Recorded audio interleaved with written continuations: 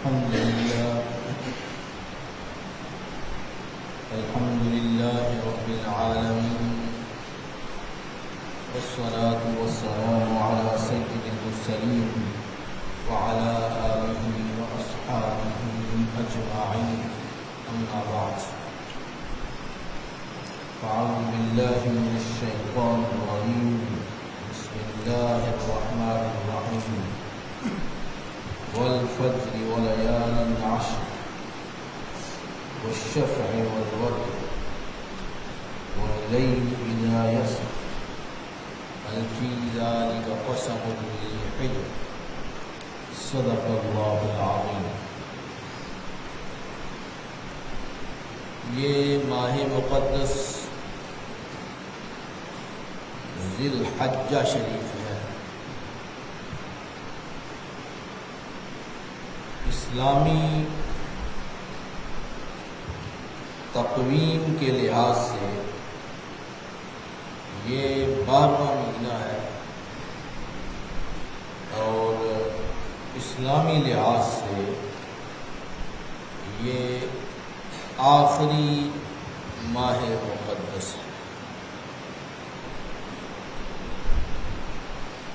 اس کے بعد جو ماہ مقدس ہے وہ اسلامی لحاظ سے پہلا مہینہ ہے. اس ماہ مقدس میں اسلام کا ایک عظیم رکن حج وہ ادا کیا جاتا ہے. باقی تمام اسلامی ممالک میں اس مقدس مہینے میں قربانی کا فریضہ سر انجام دیا جاتا ہے.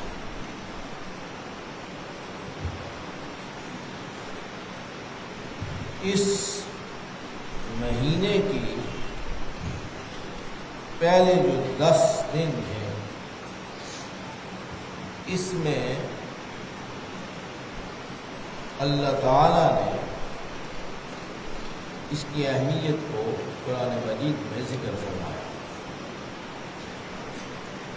اور ان الفاظ میں ذکر فرمایا والفجر، قسم ہے فجر کی، صبح کا وقت، ولیال عشر، اور اس ماہ مقدس کی پہلی 10 راتوں کی قسم کھائی.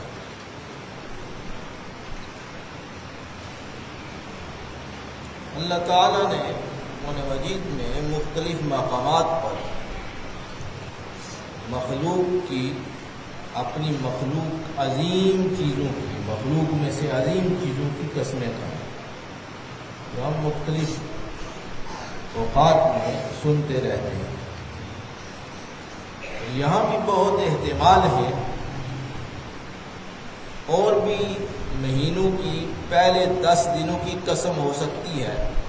ان میں سے اس ماہ مقدس کے پہلے 10 دنوں کی اللہ تعالیٰ نے قسم فرمائی اور اس کا آغاز اس طرح فرمایا والفجر، قسم ہے فجر کی.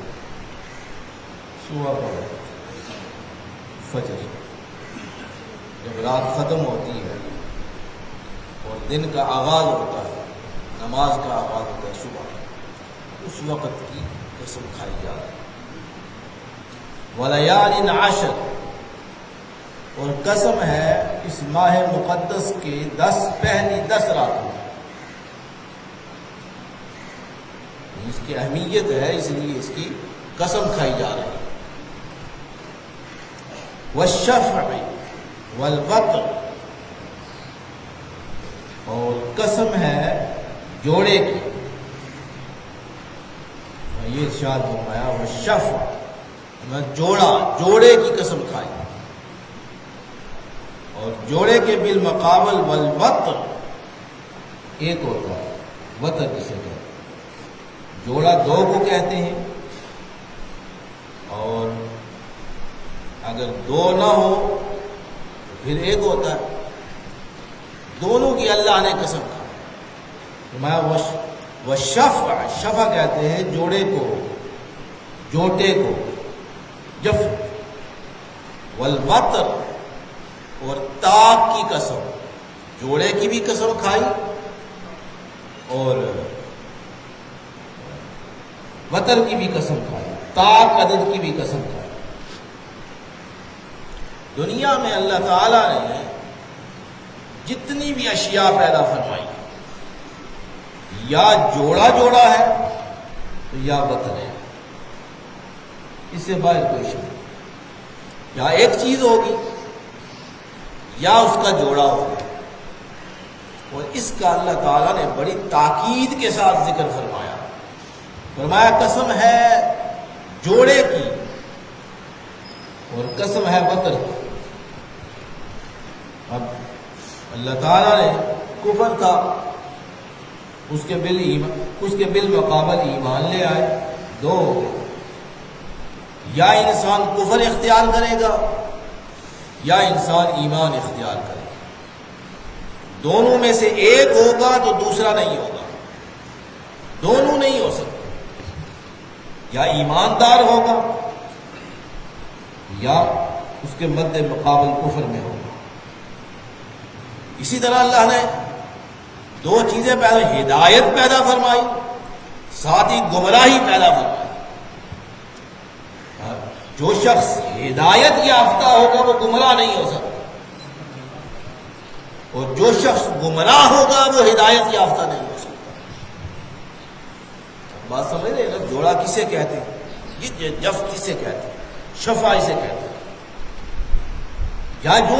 یا شخص انسان سعادت مند ہوگا اور بدبخت اس کے مد مقابل ہے.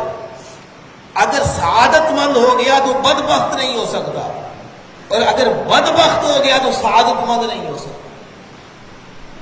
بات سمجھ رہے ہیں؟ یہ ہے جوڑا. جوڑا اسے کہتے ہیں.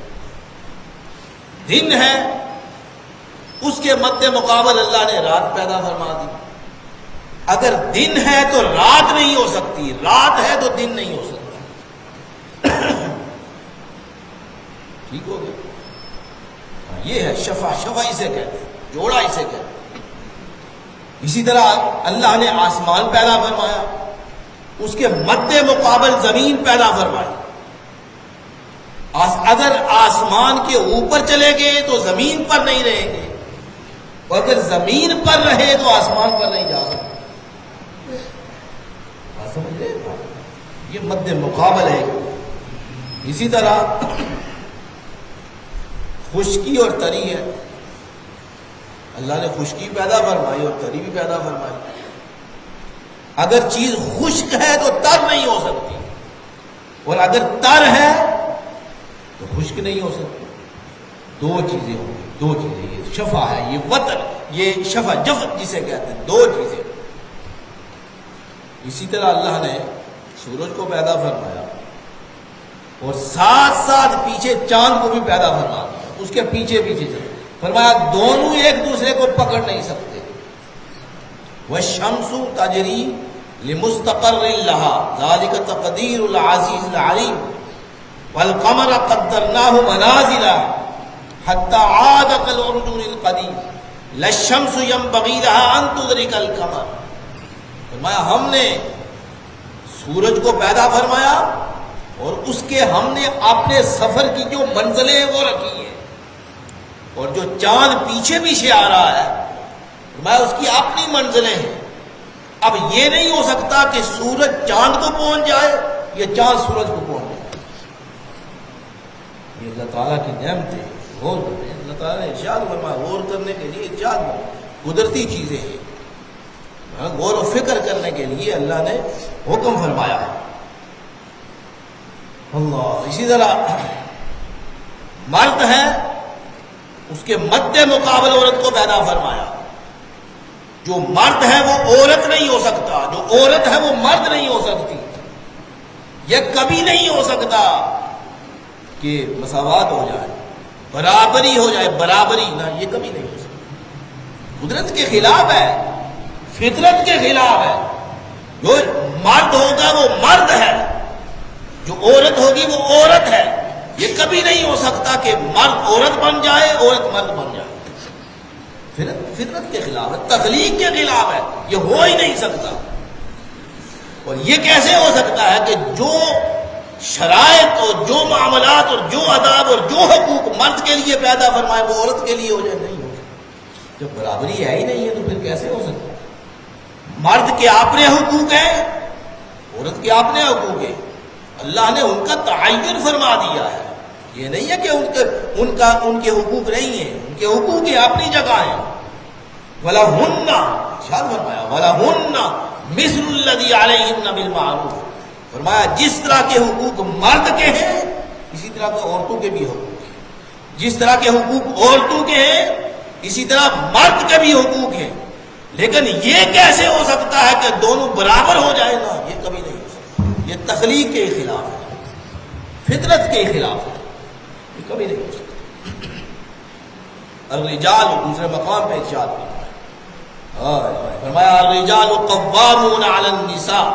فرمایا کہ مردوں کو عورتوں پر ہم نے نگران پیدا فرمایا ہے، ان کے اپنے حقوق ہیں.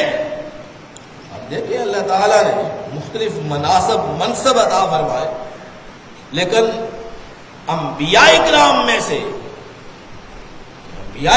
سے کوئی نبی بھی عورت بن کے نہیں، سارے مرد ہیں. یہ اللہ تعالیٰ کی تخلیق ہے. اللہ تعالیٰ نے جس طرح کے حقوق پیدا فرمائے ان کے لیے وہی ہے. مخلوق اللہ نے پیدا فرمائی، اس کے لیے حقوق جتنے ہیں اس کا تعین فرما دیا ہے. اب یہ ہم کہتے پھرے کہ نام یہ حق اس کا ہے یہ میرا ہے، نا یہ نہیں ہو سکتا. الرجال قوامون علی النساء بما فضل اللہ. یہ اللہ تعالیٰ کا فضل ہے. اور ایک اور مقام پہ فرمایا ایک اور مقام پہ فرمایا کہ مرد کو عورت سے ایک درجہ بلند پیدا فرمایا. تو یہ بعض دفعہ حقوق تقسیم کرنے والے جو ہیں بہت تنظیمیں حقوق تقسیم کرنے والی، اور یہ کہتے ہیں کہ یہ حقوق جو ہے مرد کے ہیں اور یہ عورت کے ہیں، یا یہ برابری ہے. نہیں، کبھی نہیں ہو سکتا. کیسے ہو سکتا ہے؟ اب دیکھیں جسامت کے لحاظ سے بھی مرد اور ہے عورت اور ہے. جسامت کے لحاظ سے بھی ایک درجے کے نہیں ہے، تو حقوق کے لحاظ سے بھی ایک درجے کے نہیں ہو سکے. مساوات جو ہے ہو ہی نہیں سکتی. اللہ تعالیٰ نے اپنی مخلوق کو جس طرح کی تقسیم فرمائی ہے اور جس طرح کے حقوق عطا فرمائے ہیں وہی حقوق وہی حق ہے. اس کے علاوہ کریں گے تو کسی کھائی میں جا گریں گے. وہ حقوق ان کو حقوق نہیں کہتے. یہ ہے شفاعی سے کہتے ہیں. اب یہ کیسے ہو سکتا ہے کہ مردوں کے اللہ کی اس مخلوق مرد اور عورت کے حقوق ہو جائیں اور جانوروں کے حقوق برابر ہو جائیں؟ یہ کیسے ہو سکتا ہے؟ اللہ تعالیٰ نے جو جانور بنائے ہیں ان کو اپنے حقوق عطا فرمائے ہیں. ان کو یہ تو نہیں ہے پکڑ کے آپ اپنے اس میں سونے والے کمرے میں لے آئے جانوروں کو. اللہ نے یہ تو نہیں فرمایا. ان کی وہ مقام ہے ان کا. اب یہ کیسے ہو سکتا ہے؟ ہم کھانا کھاتے ہیں، ہمارا کھانا اور ہے، جانوروں کا کھانا اور ہے. ہمارا اور جانوروں کا کھانا برابر کیوں نہیں ہے؟ ہم یہ کہ ہم حقوق دیتے ہیں، جانوروں کے بھی وہی حقوق ہیں جی جو انسانوں کے حقوق ہیں، تو پھر برابر کر دیں. وہی کھانا ہم کھائیں. اللہ نے ان کے لیے بھوسا کیوں بنایا؟ لہٰذا یہ باتیں بڑی عجیب و غریب قسم کی باتیں ہیں، ان کی طرف آپ دھیان نہ دیا کریں. حقوق اللہ نے حقوق تعین فرمائے اور حضور نبی کریم صلی اللہ علیہ وسلم کو بھیج کر حقوق کا تعین فرما دیا ہے. کس کا کیا حق ہے؟ ایک مقام تھا، ایک وقت تھا. آپ نے ارشاد فرمایا تھا کہ یہ کتے جتنے بھی ہیں سب کو ہلاک کر دو. آپ نے یہ حکم فرمایا تھا. مدینے میں جتنے کتے ہیں سب کو ہلاک کر دو. پھر آپ نے ارشاد فرمایا اللہ کی مخلوق ہے کالا کتا جو ہے جو 4 آنکھوں والا ہے، فرمایا شیطان ہے، اسے بھی جب دیکھو قتل کر دو، لیکن باقی کتے ان کو لے لیں. یہ دیکھیں اب اسلام ان کا حق کیا دے رہا ہے اور ہم کیا کر رہے ہیں. ہم چوریاں کھلا رہے ہیں، قیمے کھلا رہے ہیں، گوشت کھلا رہے ہیں، ان کو اللہ نے، ان کی غذا اللہ نے الگ بنائی ہے، ان کی جسامت اللہ نے الگ رکھی ہے. جن کی جسامت اور ہے ان کے بارے میں ہم بڑے درد دل رکھتے ہیں. ہماری عقلوں پہ پردہ پڑ گیا ہے، ہماری عقلوں پہ پردہ پڑ گیا ہے. جو حق نہیں ہے کسی کا اس کو دینا. اب مردوں انسانوں کے جو حقوق ہے وہ جانوروں کو دینا شروع کر دیا، جو جانوروں کے حقوق ہے وہ انسانوں کو دینا شروع کر دیا. ایسے نہیں ہو سکتا. یہ اللہ کی تخلیق ہے. اللہ رب العزت نے جس چیز کو جو بنایا ہے وہ اسی طرح ٹھیک ہے. اگر اسے آگے پیچھے کریں گے تو کام خراب ہو جائے گا. اب اللہ نے ارشاد میں دیکھیں ویسے تو نہیں اللہ نے قسمیں کھائی. والشفع والوتر، قسم ہے جوڑے کی، قسم ہے وتر کی. پھر ارشاد فرمایا مخلوق کے اندر بھی ہم نے متضاد صفات پیدا فرمائی. مخلوق کے اندر بھی اللہ نے متضاد صفتیں پیدا فرمائی. زندگی اور موت اللہ نے رکھ دی. فرمایا اگر زندہ ہوگے تو مردہ نہیں ہو، اگر تمہیں موت طاری ہو گئی تو پھر تم زندہ نہیں ہو. ایک صفت تمہیں اپنانی پڑے گی. ما تبارک الذی بیدہ الملک وہو علی کل شیء قدیر الذی خلق الموت والحیات. موت اور حیات میری مخلوق ہے، ہم نے پیدا فرمائی ہے. زندگی کو بھی ہم نے پیدا فرمایا اور موت کو بھی ہم نے پیدا فرمایا. فرمایا جب موت طاری ہوگی تو پھر زندگی نہیں ہوگی، اور جب تم زندہ ہو تو پھر موت تم پر طاری نہیں ہو سکتی. دو متضاد صفتیں. اسی طرح اللہ نے انسانوں کے اندر دو صفتیں پیدا فرمائی، عزت اور ذلت. فرمایا اگر اللہ نے تمہیں عزت دے دی تم ذلیل نہیں ہو سکتے.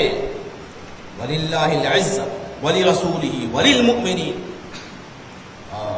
فرمایا عزتیں اللہ کے لیے، فرمایا عزتیں اللہ کے لیے، اس کے رسول کے لیے، اور جو اللہ اس کے رسول کے پیچھے چلنے والا ہے اس کے پاس عزتیں، ان کی عزتیں. ہم جو عزتیں تلاش کرتے پھرتے ہیں نا اپنے پیمانے لے کر کہ کپڑے اچھے پہن لیے تو عزت دار بن گئے، نا یہ نہیں ہے. یہ کوئی چیز زیادہ آ گئی ہمارے پاس تو ہم زیادہ عزت دار ہیں، نہیں، یہ باتیں نہیں ہیں. عزت کی صفات اور چیزیں ہیں. اللہ اس کے رسول کا حکم مانو. جن کے پاس ایک کپڑا تھا وہ عزت دار نہیں تھے. صحابہ کرام نے غربت میں زندگی گزاری. اب ہم اپنا معیار جو ہے بڑا دونوں معیار عجیب و غریب قسم کے معیار ہم قائم کر چکے ہیں. جس کے پاس مال زیادہ ہو گئے وہ عزت دار ہے. یہ بات ہے. جو غریب ہے وہی بدبخت ہے. یہ عزت، یہ پیمانے ہمارے اپنے بنائے ہوئے پیمانے. صحابہ اکرام غربت کی زندگی نہیں گزارتے تھے، اور بعض صحابہ اکرام کے پاس صرف ایک کپڑا تھا، ایک چادر تھی، اوپر کی چادر بھی نہیں تھی، ایک چادر تھی. اور سب سے عزت دار لوگ وہ تھے، سب سے زیادہ عزت دار وہ لوگ تھے. اگر کھانے کا ایک وقت بعض ایک وقت بھی نہیں ملتا تھا، ایک وقت ملتا اور ایک وقت نہیں ملتا تھا، ان سے بڑھ کر عزت دار کون ہو سکتا ہے؟ لہذا عزت اور ذلت کی جو صفتیں ہیں انسان کے اندر، یہ اللہ نے بنائی ہوئی ہیں. اللہ تعالیٰ جس چیز کو عزت فرماتا ہے وہی عزت دار چیز ہوتی ہے. اور اللہ نے ارشاد فرمایا کہ میرے اور میرے رسول کی اتباع کرو گے تم سب سے بڑھ کر عزت دار. اور ذلت اور بدبختی ان چیزوں کا نام نہیں ہے کہ غریب ہو گئے بدبخت ہو گئے. نہ ہو سکتا ہے کہ غریب آدمی سب سے بڑھ کر عزت دار ہو. اگر نہیں ہے تو صحابہ کرام کی سیرت مبارکہ پڑھ کر دیکھیں آپ. لہذا یہ پیمانے عزتوں کے اور ذلتوں کے پیمانے جو ہم نے اپنے بنائے ہوئے ہیں یہ نہیں ہے. پھر اللہ نے جس کو عزت عطا فرمائی وہ ذلیل نہیں ہو سکتا، اور جس اللہ نے جس کو ذلیل فرما دیا وہ کبھی عزت دار نہیں۔ وَمَن يُهِنِ اللَّهُ فَمَا لَهُ مِن مُّكْرِمٍ، جس کو اللہ نے ذلیل کر دیا وہ اپنی مخلوق میں سے، انسانوں میں سے جس نے کفر اختیار کیا، بدبختی اختیار کی، اس راہ پہ چلا، گمراہی کے راہ پہ چلا، وہ سب سے زیادہ ذلیل ہے اور سب سے زیادہ کمینہ ہے، اس کو ہم عزت دار کبھی نہیں کہہ سکتے۔ پھر اللہ نے ہمارے اندر قدرت رکھی ہے، ذوف رکھا ہے۔ یہ بڑی لمبی تفصیل ہے، بڑا لمبا موضوع ہے۔ اللہ نے یہ دو چیزیں کیسے بنائی؟ اللہ نے کیا رکھا؟ عاجزی بھی رکھی اور قدرت بھی رکھی، کہ کہاں تم نے عاجزی اختیار کرنی ہے اور کہاں تمہاری قدرت چلتی ہے، تم نے غلبہ پانا ہے۔ اور اللہ نے جس اللہ نے تمہیں قدرت عطا فرمائی وہ تمہیں عاجزی نہیں دیتی، اور جس نے عاجز کر دیا اس کو قدرت نہیں ہو سکتی۔ اسی طرح اللہ نے قوت اور ذوق پیدا فرمایا، کبھی اللہ تعالیٰ قوت عطا فرماتا تھا، کبھی اللہ تعالیٰ ضعیف قوتوں کو کھینچ لیتا ہے، کبھی علم اور جہالت، اللہ تعالیٰ علم عطا فرماتا ہے، جہالت ختم ہو جاتی ہے، اور جاہل رکھتا ہے اللہ، اس کے پاس علم نہیں ہوتا۔ یہ صفات ہے بندے کی، بینائی ہے اور اندھا پن ہے، جس کو اللہ نے بینائی عطا فرما دی اس کے پاس اندھا پن نہیں ہے، جس کو اللہ نے اندھا کر دیا اس کے پاس بینائی نہیں ہے۔ اور یہ اندھا پن یہ بھی ہمارے اپنے پیمانے ہیں۔ اللہ تعالیٰ جو بات فرماتے وہ دل کے اندھے اور دل کے بینائی کی بات فرماتے۔ فرمایا جس اللہ نے کسی کے دل کو بینائی اور بصیرت عطا فرمائی، فرمایا وہ کبھی اندھا نہیں ہو سکتا۔ یہ ہے اللہ تعالیٰ کی صفات مبارکہ۔ اب ارشاد فرمایا قسم ہے شفا کی، دو کی، جوڑے کی، اور قسم ہے وتر کی، ہر شے کو جوڑے۔ ایک اور مقام پہ ارشاد فرمایا وَمِن كُلِّ شَيْءٍ خَلَقْنَا زَوْجَيْنِ، ہم نے ہر شے کو مختلف قسمیں اور مختلف جوڑا کر کے بنائی۔ اور اپنے لیے ارشاد فرمایا قُلْ هُوَ اللَّهُ أَحَدٌ، محبوب آپ ارشاد فرما دو اللہ ایک ہے۔ وتر کی سمجھ آئی؟ فرمایا قُلْ هُوَ اللَّهُ أَحَدٌ، محبوب اعلان فرما دو اللہ احد، اللہ ایک ہے، اپنی ساری خدائی کا ایک واحد ہے، ساری خدائی ایک وحدہ لا شریک کے لیے ہے، نہ ذات کے اندر کوئی اس کے ساتھ شریک ہے، نہ صفات میں اس کا کوئی شریک ہے۔ لم یلد، یہ چھوٹی سی صورت ہے لیکن اللہ تعالیٰ نے کیا اس میں مضمون باندھ دیا۔ میں قل هو اللہ احد اللہ الصمد، ہر شے سے بے نیاز ہے، میں ہر شے سے بے نیاز ہے، ہر شے سے بلند ہے، اور ہر شے سے اس کی بے نیازی ہے۔ لم یلد ولم یولد، کوئی کسی کے ساتھ اس کا تعلق نہیں، نہ وہ کسی سے جنا نہ اسے کوئی جنا۔ لم یلد ولم یولد، نہ اس کا کوئی باپ ہے نہ وہ کسی کا بیٹا ہے، نہ اس کا کوئی بیٹا ہے۔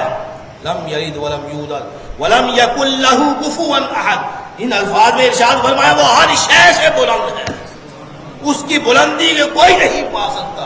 تعالی اللہ عما یشرکون، فرمایا اللہ کے بارے میں جو صفات تم گنتے ہو، فرمایا ہر اس صفت سے وہ پاک ہے جو تمہارے ذہن میں آئے۔ لم یلد ولم یولد ولم یکن لہ کفوا احد، جو شخص 10 مرتبہ سورہ اخلاص ہی پڑھتا ہے اس کے لیے جنت میں ایک محل تیار اللہ پاک کرتا ہے۔